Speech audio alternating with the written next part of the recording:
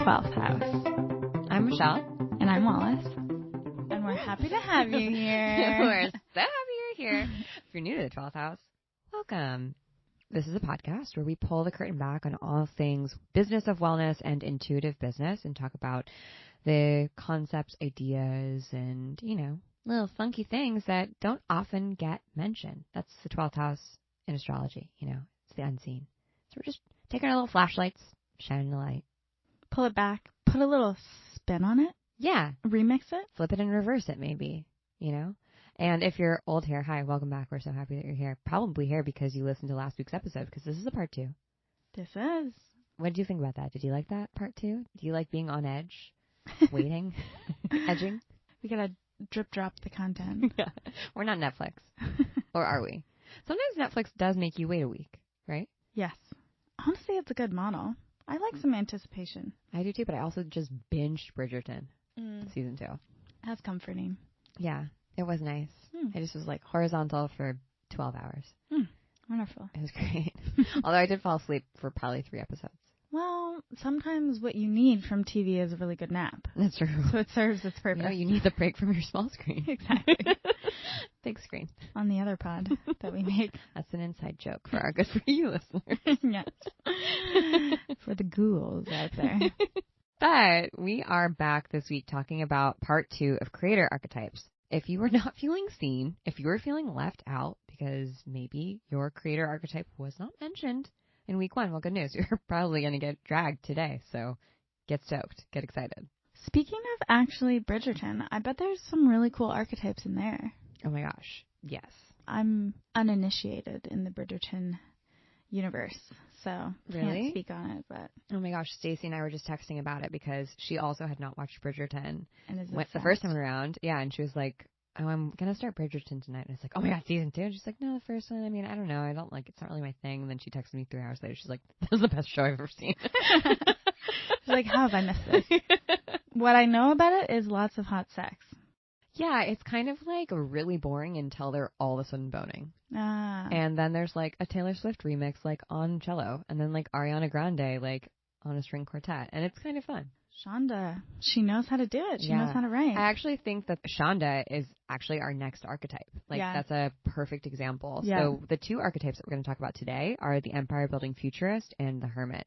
And I would say Shonda is such a good example of the Empire Building Futurist. Yeah. Some other people who come to mind are Julia Child, Amino Tuso, Brene Brown, and Flex Mommy, who we love, and who was one of our Witches of the Week when we used to do that on this podcast. Yeah.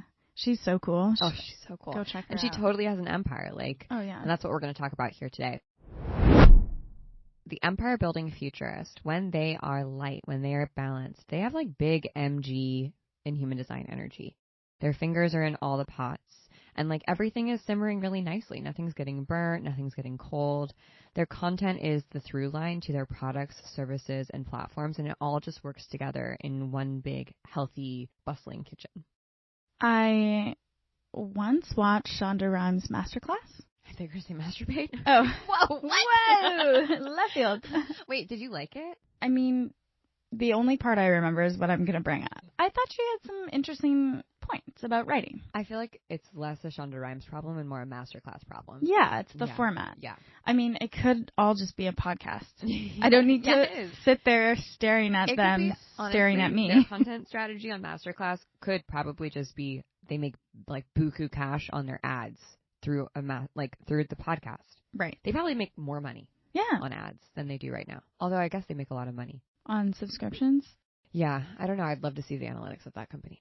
But anyways, she brings up a point of talking about ambient research, something that we've talked about on this pod often, and how much time she spends reading the news every morning and makes a point of reading, I forget how many, but she said something like 5 or 10 different diverse news sources. Cool. And her point in doing that is that everything informs everything. Mm-hmm. So you should be, as a writer, always aware of what's happening globally, because whether it happens subconsciously or consciously, you're going to be integrating what's happening culturally into your work, which is why I think it speaks to a lot of why her shows do so well. She's always kind of on the ball with culture and knows what's up and knows how to integrate it and speak to people in the language of the current dialogue. That's so interesting, and that totally makes sense. Also, just like given the range of the types of shows that she creates, you know? Yeah, that's like such a great example of that empire building futurist at their best.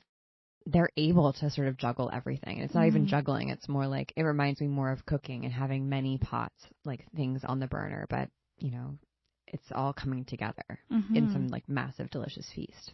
The other thing about the empire building futurist is that they really see the big vision for what they want to do and be. Like they have that 10-year, 50-year vision. I'd say Issa Rae is also an excellent example of the empire building futurist. And they don't always know what the next step is going to be, like exactly what that's going to be, but they always know that they're going from point A to point Z. And they don't get themselves tripped up in the fact that they don't know they're on point A or step A, and they know what step B is going to be, but they can't really see step C yet. They're like, that's fine, because I'm not even through part B. Like, I just have to worry about one thing at a time. And I know what my end vision is, like what I want the world to look like and my world to look like. And as long as I keep checking in with myself, I know I will orient in that direction. They follow their curiosities and they invest in their passions as they come up. And not the sexiest example, but I was thinking of Martha Stewart. That's actually a really good example. Another amazing empire building futurist. Always pivoting. Yeah. CBD. Wine. Yeah. Snoop Dogg. Yeah. Probably NFTs. Who knows? Yeah. Yeah. Yeah. I mean, like, she went in on Instagram. Martha Stewart is like in her 70s. Yeah. And she has like a fucking killer Instagram. Yes. Yes. Yeah. That's the other thing about the futurists. They're more forward thinking than like the trend spotting evolutionary who we talked about in our last episode. They really see the future, but they're also pretty discerning. The difference between the trend spotting evolutionary and the empire building futurist is that the evolutionary tends to jump from thing to thing to thing to thing to thing. Like they're almost in test mode because in some way, they kind of don't know who they are necessarily, right? Like, as a trend spotting evolutionary, you're watching trends because you don't have maybe even your own sense of self and style of like what you love, which there's absolutely nothing wrong with that. But that means that the trend spotting evolutionary can develop into the empire building futurist because the futurist truly believes in the future, sees the future, and is like discerning about the future that they want to create. But as cool as this person sounds, everyone is cool. They also have shadow, as we all do. And when they're out of balance, they really just try to do too much, you know, and they burn out. And I think Shonda Rhimes even has a book of like My Year of No. Right? Or My Year of Yes, maybe. Yeah. Opposite. She does have a yes, but I feel like it's not what you think. It's not that she was just saying yes to everything. Right, right. Because I think she went through like pretty catastrophic burnout at some point. Yeah. Which totally makes sense if you are doing a million things and all at once. Anyone who has kids and an empire. Yeah, like how do you do it? I don't know. I mean, please call me. She will admit to I think she said a few times, like, I've made sacrifices of not being as much of a quote unquote, I don't know what words she's used, so I don't want to put words in her mouth, but she hasn't been the stereotypical mother that people would expect, and has made sacrifices that I think she said, like, you know, her kids would have maybe rather that she hadn't. Wow. Yeah. That's pretty astute. Yeah, I mean, that is bound to happen, especially when you're not listening to yourself. And maybe you even get not caught up in your own hype, but just caught up in the cycle, right, of like people wanting more of you and getting accolades. It's like, well, this is a good thing, and who knows when it will stop. Like, who knows when my luck will will end. So I better take advantage of it while I can. Well, also the strength of your no muscle as you're building an empire. It's like as you have more opportunity and grow a bigger container, sure, you get to say yes to things that you want to do more, but your no muscle has to be very lean, very strong. Yeah, and like discerning, you know, not just no because you're like, I have boundaries, so I say no to things. Like, that's a stupid reason to say no. Right. And speaking of that no muscle, you know, sometimes in the attempt to do a lot of things and reach a lot of people and know that that's your end goal is like helping as many people as possible or connecting with as many people as possible, you can dilute your message, you know? You can make bad partnership choices and you can lose the thread. You can forget quality matters over quantity. And that leads, of course, to burnout, but that also burns out your audience. And sometimes when you get so big, you also become unrelatable. And the initial thing that had gotten you accolades or had gotten you on people's radar to begin with, the reason why people loved you, you might forget that. And you might forget that content, that relatable content that actually got you to the position that you're in. Yeah. So what's the strategy for an empire building futurist? Well, think about a spider web. How does everything that you're interested in all fit together in this unique web that's intersectional? Your empire is like a crystal. There are different facets that represent different perspectives on the same idea that you're exploring. Think about almost your life having a philosophy, and every project that you take on is a way of explaining that philosophy from a different lens or perspective. I think Flex Mommies are a really good example. So Flex Mommy, you can follow them on Instagram, and they have a bunch of different things that they do. They have their close friends list. They have actual physical products, these games that you can play. You actually gave me one for my birthday, I think. Yeah.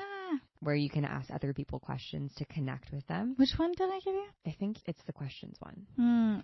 Never have I ever, which Oh, is funny. That's really Because you're like, I'm now a teenager again. But you guys want to make out? Yeah. Very elevated questions. Yeah. They're great. Yeah, they're really fun. And they do really well. She has a ton of decks and like connection games, basically. Yeah. And then she also has a platform called Future Group Chat where you can connect with, basically it's like a matchmaking system for other people who are, you know, like-minded. I think a lot of like entrepreneurs. Yeah. But Flex Mommy's like platform, or I would say her philosophy or their philosophy, is like connection and human connection. And how can we create real connection over the internet or in real life? Doesn't she have sex toys? Did I imagine that? Oh, I think she might have sold with some the on products. her site. Yeah. That also totally makes sense, right? Right. So even though like she has literally a product, physical products, a virtual platform, Future Group Chat, and then all of her online content that she makes, it all is woven together in this really beautiful way that totally makes sense contextually. And you also want to think, if you're this empire building futurist, that your many sources of income are going to equal overflow income. Like your abundance is going to come from having many things that you're sort of funneling people into. Some people really thrive with just having one product, one service. Remember the Stoic. But empire building futurists, you need to have many things that you're working on. That all inform each other, like the web. Exactly. But just be careful about spreading yourself too thin, because that is going to be your natural inclination, because you're interested in so many different things. And also, by the way, you're probably good at a lot of different things. Yeah, this one is interesting, especially for this archetype, but I think it relates in slightly different ways to each archetype. And we're going to be talking about burnout more in a few weeks, but especially as you're trying to juggle and spin many plates, I guess. Yeah. It's an art to know when to give what attention to which one at which time, and that takes a lot of practice. Yeah, and I would say like the empire building futurist, to continue to evolve in this archetype as opposed to transitioning to another archetype like the Stoic or like the Hermit, which we're going to talk about in a second, you really need to have like amazing delegation skills, because you're not going to be in charge of everything. Totally. And I would also say, while I mentioned when light, this archetype has big manifesting generator energy, they really have projector vibes from the human design perspective, because they can see from a bird's eye view how everything is connected. And I often find, I'm a projector, you're an MG. I often find when I talk to projectors, they think they're MGs. Like they like vibe on MG energy. Yeah. Oh, that makes sense. Yeah. Or they masquerade as MGs. Ah. Well, it's kind of part of the evolution. Yeah. It's almost like yes but also when in light and once in your power, it's like maybe more of a projector kind of evolution. Right, exactly. It's less like your boots on the ground actually stirring all the pots yourself, and it's more like you know who's stirring the pots. So our final archetype is the Hermit. And as a creator, I feel like this archetype is really old. Like maybe the empire building futurist is a little fresher, but so many artists, so many creators have been hermit vibes. You know, some really good examples are Agnes Pelton and Hilma af Klint, who are both women painters who painted like the metaphysical world. and have amazing stories in themselves. A more modern example, I think, of this would be Frank Ocean. Mm-hmm. He's such an example of the hermit creator. Absolutely. And we're all obsessed with him. And always wondering, what's he doing? Was he thinking? He's was so he hot. making? I can't wait for his next album. Like, please just bless us with anything. Yeah. A single, a record. I don't care. Yeah. A collab. Mm-hmm. A water bottle. I don't care. I'll take anything. Just like a droplet of your essence. Something. Just throw us a bone. But like, even this conversation is a perfect example of like how we feel about the hermit, right? Elusive. Exactly. We're just like, oh, I want to know what they're doing. They're so cool. They're amazing. I'm obsessed with them.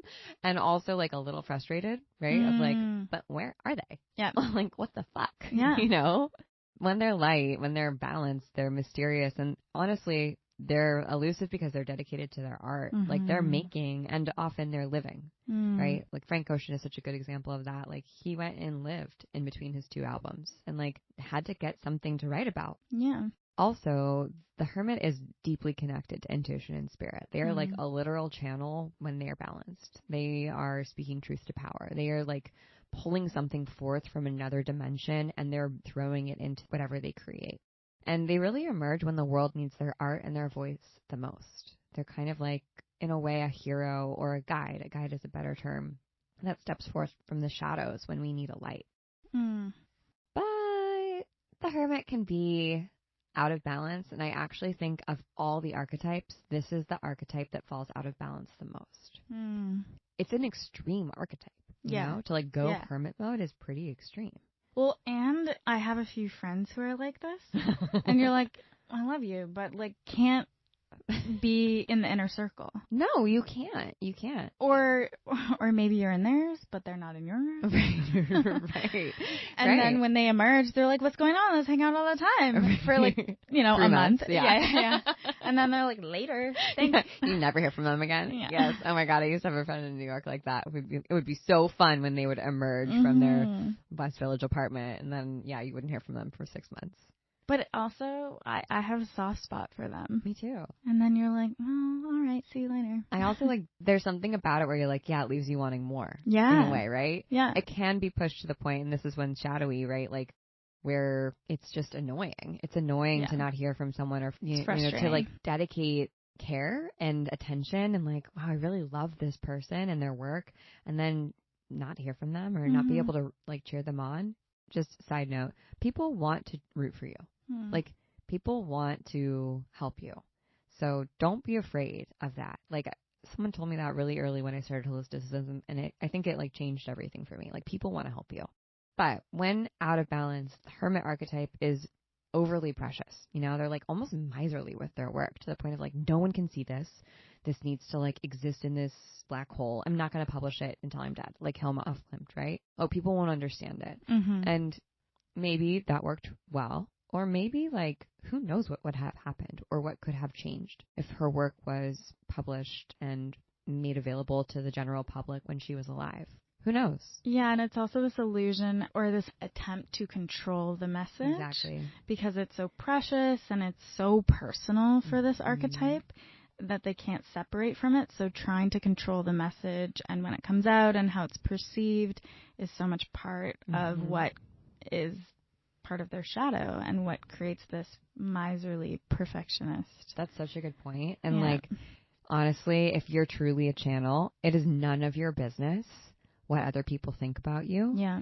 And like, it's also none of your business to control when that message comes through. Your job is to deliver that message with truth. Yeah, and I mean, this happens all the time for stuff that we make, and you've talked about this a lot, especially even on TikTok, and I'm sure a bunch of you guys listening have had some kind of experience where you share something that you're like, this is it, it's gonna hit, and like, people are not as jazzed about it as you expected, and then something you kind of just like whipped out, thought nothing of, you're like, whatever, we'll see, ends up being the thing that hits home for people, and you can't control that. No. Yeah, you can't.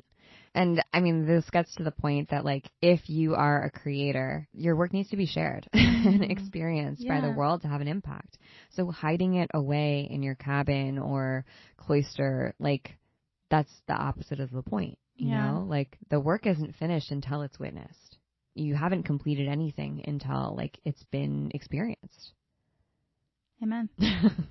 And of course, they can be just like really hyper perfectionists, you know, like, oh, it's not ready yet. It's not ready yet. It's not ready yet. Think of like the writer who's written their manuscript for 20 years and is like still, you know, the novel's not finished. It's like, okay, I don't know, maybe just publish it. Yeah, and I also think because we get such instant feedback now, and if you're not prepared for that or used to kind of holding space for that and dealing with it, speaking to myself, that can be even harder to overcome, like that aspect of things, like getting around the perfectionist thing. You might have finished it, but you're like, gotta tweak it still, which is why I love what they say about film. Like, a film is never finished, it's abandoned. Ooh, that's good. Because every director will say, yeah, you know, we have a few other cuts that I wish had made it through whatever, or there's always the director's cut that's never finished. So I think that's an interesting way to think about just giving up at a certain point, like not giving up, but releasing. Yeah, it's never going to be finished. There's always something to, like, you know, podcast, for example. I can always edit podcasts more. Well, because we're changing, like we're evolving, and as our knowledge base grows, right, like we have a new lens through which to understand the work that we've already made, or something we want to add on to it, or whatever. Yeah. But that's a good point. What is it that they say about shipping your projects? If you feel proud of what you shipped, then you shipped it too late. Oh, I like that. I know, it's like that's true. That's good. You know, and shipping in this terminology just means like publishing something out to the world. So yeah, when I was in accelerator programs, I would always say, if you're a little embarrassed to publish, you should be. Like, you should not be proud of what you're publishing. It's like, that's good. Minimum viable product. Exactly.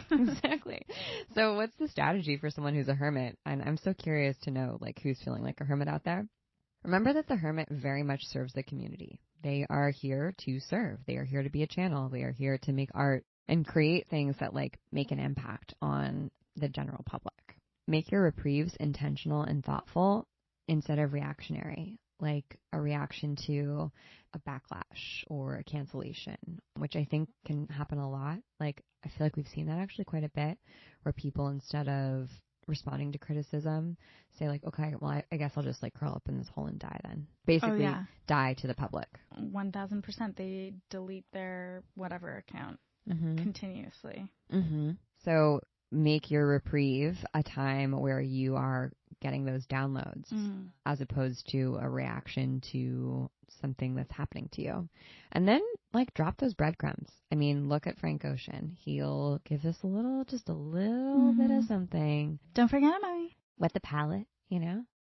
So, like, drop your little breadcrumbs. Don't totally ghost. And just as a heads up, this archetype is often unacknowledged in their own lifetime. So if you're cool with that, great. If you're maybe like, I don't know if that's me, I don't know if I want to be that, then maybe think about how the hermit might evolve into someone like the Stoic, or even into someone like the Futurist, potentially, as a heads up. So, Wallace, if you had to give yourself a sun, moon, and rising in the archetypes, what would you be? Well, I gave myself, I'm like, maybe I want to revisit this. But I gave myself sun in evolutionary, moon in hermit. I feel called out. And rising futurist. Nice. I like that. I definitely feel like you're the evolutionary sun. Yes. And also, I see you as like the empire building futurist. Wow. Thank you. The hermit we can work with. Yeah, but I don't know if you're like necessarily hermit vibes. No, I think the reason I chose the hermit was because I think I identify with a lot of the shadow aspects. Maybe stoic. Maybe I'll replace that. Yeah. And just as a reminder, we have the trend-spotting evolutionary, the patron, the stoic, and then the two archetypes that we talked about today. How about you? I think I'm a sun in the empire building futurist, moon in the stoic, and then rising sign in the evolutionary. Hell yeah. Trend-spotting evolutionary. Definitely. I like that our sun and risings are kind of reversed. Make a sense. It makes sense. Yeah, although I definitely feel like in my heart of hearts I'm a stoic. Oh, like through and through. I definitely, when I was reading that, I was like, I have too much MG energy for the stoic. And you have a lot of stoic. Well, I think because I like to study. Yeah, like, totally. I really like I mean, the reason I started Holisticism is because I was like, I like researching. Yeah, and I yeah. like putting together an email. Like, Yeah. I want to send this to people. Like, I research so much. Yeah, like, yeah. I got to make this worth a squeeze. Absolutely. If I had my druthers, that's like all I would do. Well, you're good at maintaining a through line. Thank you. I appreciate that. Yeah. Everything's interesting. In many different ways. So I see it. I appreciate that. So, dear listener, which creator do you think you are? And also, we recommend finding the creators that you love, the ones that you follow, the ones that you're like, oh my God, I can't wait to see what they put out next. And like, try to match them to an archetype. Which ones come up the most often for you? Yeah, and which traits are you most attracted to, evolving into? Mm-hmm. Which traits are maybe the most triggering? Can point to where you'd like to evolve from. And if all of this is a little bit confusing, we are going to have a Notion board for you. Yeah, a little one sheet. Yeah, so you can see it all in one place. Maybe I'll even make a little quiz to go along with it to help you out. But yeah, see where you are. And then also, one of the most valuable things about archetypes is that they make you feel less alone. Mm-hmm. We often, as human beings, have negativity bias, and we assume that we're the only people that have felt something ever or gone through something ever in the world, and that there's no potential pathway out. Like, there's no solution. And the beautiful thing about archetypes is that they show us the solutions and the pathways from where we are to where we want to go, or what could potentially come next. When we can identify what archetype we're embodying, we can see the pathway of that archetype, the archetypal journey. And sometimes if we don't like the archetypal journey that comes for that archetype, then that's a time for us to make a conscious shift to an archetype that we do want to embody, or a pathway that we do want to take on. I actually think that the female founder archetype is really interesting because the way it's being created right now, and some archetypes are more modern than others, but it's a meteoric rise based on like femininity, and then a catastrophic downfall, and then a sort of like phoenix rising through the ashes, where the woman CEO is much more guarded, but also much more confident in their persona, separate from like just being a female founder. So that's an interesting archetype to follow if you're a female founder or a woman CEO and you're like, I really don't want to go through like getting canceled. Then it might be time to look at some potential other leadership archetypes that you'd want to embody, or find people who embody the archetype journey that you want to take. Mm-hmm. Anyway, that gets us to figuring out what archetype you're embodying right now when it comes to your creator archetype. That will also tell you what strategies that you might want to take on in order to find success, and what you might want to focus on based on the archetype and archetypal journey that you're setting yourself into motion. So we'll put all that together in a one sheet for you so you can figure out what your next steps are. Over the next couple of weeks, we're going to be talking about like the light side of being a creator, and also the dark side and the shadow and burnout, which I think like most people fall on the dark side of creation, because it's really hard to be in balance, especially with the tools that we have at our disposal right now. Like, I think Instagram and social media sort of like trend toward burnout. And to know what is in balance for you will look different than somebody else. And you can use these archetypes to help guide you in that. But also, I think just knowing your personal energetic constitution and capabilities is helpful there. Exactly. Yeah. And really what we're talking about is like watching trends, right? Like, when you know an archetype, you're able to see the direction that you're trending in. So we're also going to talk about the light side of creation and what it looks like to actually like harness those trends to be a creator that can be profitable, that can make money, so that you don't feel like you're constantly, being consumed without getting anything back. Yeah. And that is actually like a very old wounding. It's part of the witch wound. So let us know what you think and what archetype you are, what your sun, rising, and moon archetypes are. Yeah. It's fun. It is fun. It's always fun to do archetype stuff. Yeah, you get to make your own story, write your own narrative, and it sounds cheesy, but it's fucking true. What's your big takeaway now that you know your creator archetypes? I think that it's interesting to reflect on the shadowy aspects, because it's stuff that I already know about myself, but the evolution is helpful.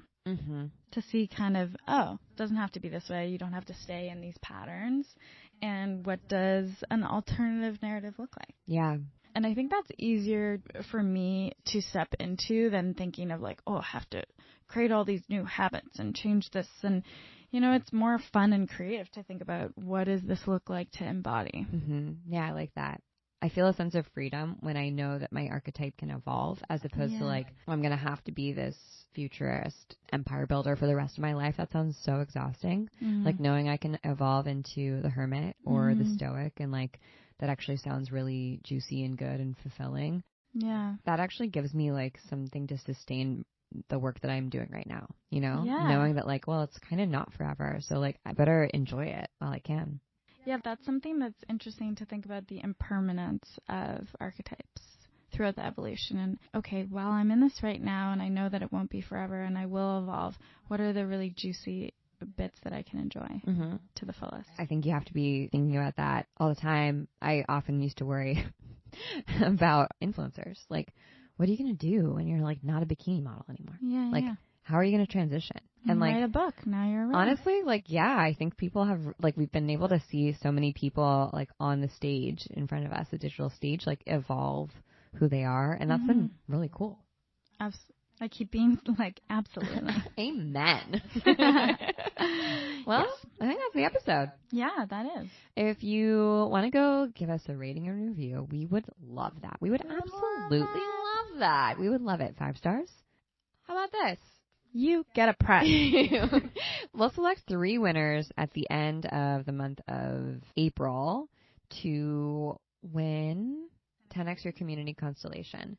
It is a powerhouse of a course that Holisticism made that helps you grow your community from 0 people to thousands of people. And they say all you need are those first 1,000 fans. So if you want to learn how to do that, then go ahead and give us a 5-star review on Apple Podcasts, and we'll select 3 winners to win 10X Your Community Constellation. And if you really want to learn more about your creator archetype, don't forget to go download the cheat sheet that's going to go along with this. It's going to give you some strategies for content creation too that I think you'll find really helpful.